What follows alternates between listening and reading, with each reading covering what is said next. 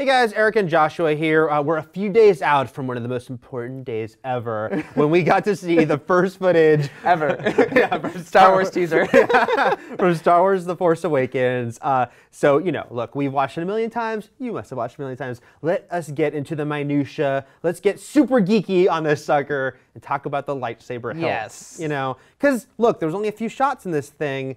This one counted, obviously. Yeah, you know, I just remember when I saw the Phantom Menace trailer and Darth Maul, you know, that second blade came out. Yeah. And now we got 3 blades on this one. Right, And right. I was so into it, so cool. There's a lot to talk about.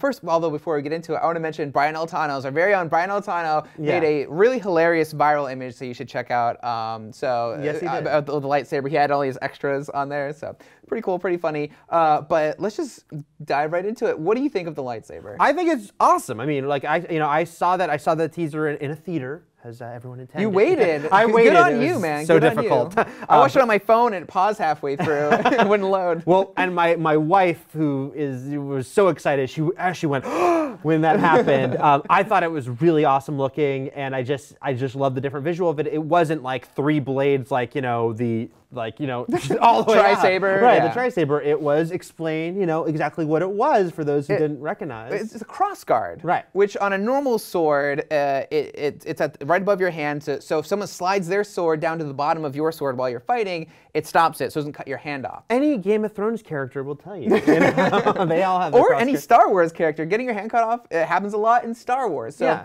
it makes sense to have a cross guard.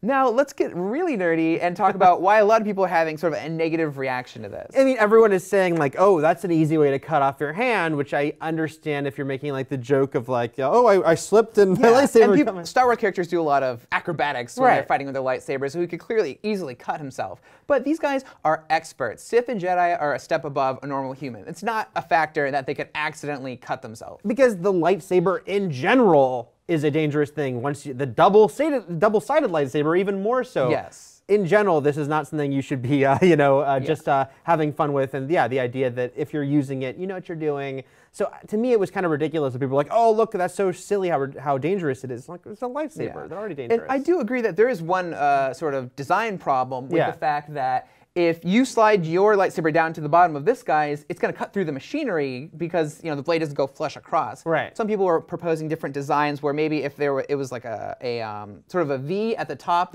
where they all met at the same place, that would be helpful. But Yeah. this, so I'll give you that one, guys. Right. But I will say that that's not going to happen in this movie, probably. Right. He's going to use it. It's going to be awesome. He's probably going to fight more than one person Or at the same time. we Or don't know. she. Yeah. Could be Brienne of Tarth in there from Game of Thrones. That's definitely a possibility. So whatever is going to happen, it's going to be awesome, Yeah. I feel. So it's kind of like Quicksilver from X-Men Days of Future Past. Yeah. People saw his look and they're like, this is the worst thing ever. And he ended up being the best part of the movie. But I mean, to me though, I just couldn't even see. I could understand sort of the silliness of the Quicksilver look at a glance, but for this, I'm like, it's awesome looking. Like, look Yeah. at It's a that. broadsword. Look, it's a broadsword. Yes. That's the coolest thing is like taking the idea of this sort of classical sword, and you and I were just discussing, we don't even know like what's the story on this lightsaber, Yes. and the fact that even the blade itself looks different. Yeah, it has this awesome like spitting flame, which is really cool. A little thinner than normal, which you were saying is sort of a throwback maybe to the original Star Wars and the thin blades that Star Wars Rebels is currently very purposely evoking.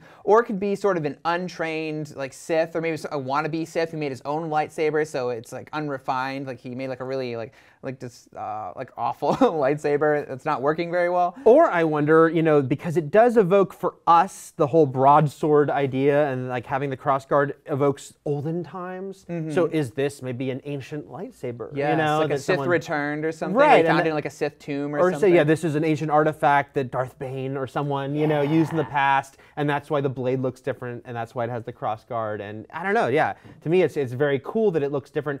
I don't think in a ridiculous way. I know that some people do, but yeah, I know, and a lot of people, are saying that this is like sort of a weird lightsaber, whatever. I would actually like to see more lightsabers like this, or maybe just J.J. Abrams, like this is how his lightsabers look. Yeah.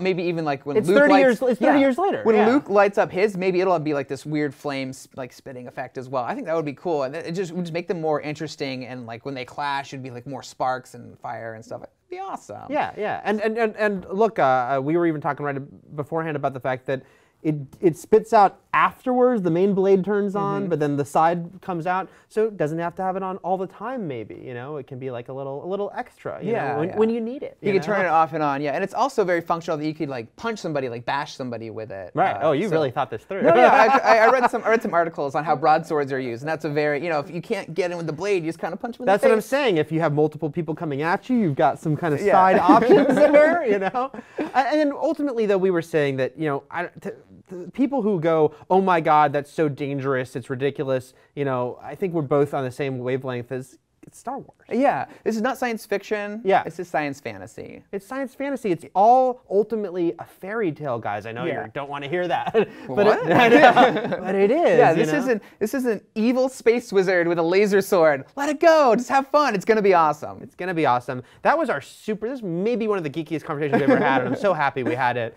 That's our thoughts on the controversial Star Wars: The Force Awakens lightsaber. What did you think? Let us know in the comments. We'll have so much more to say about Star Wars right here at IGN.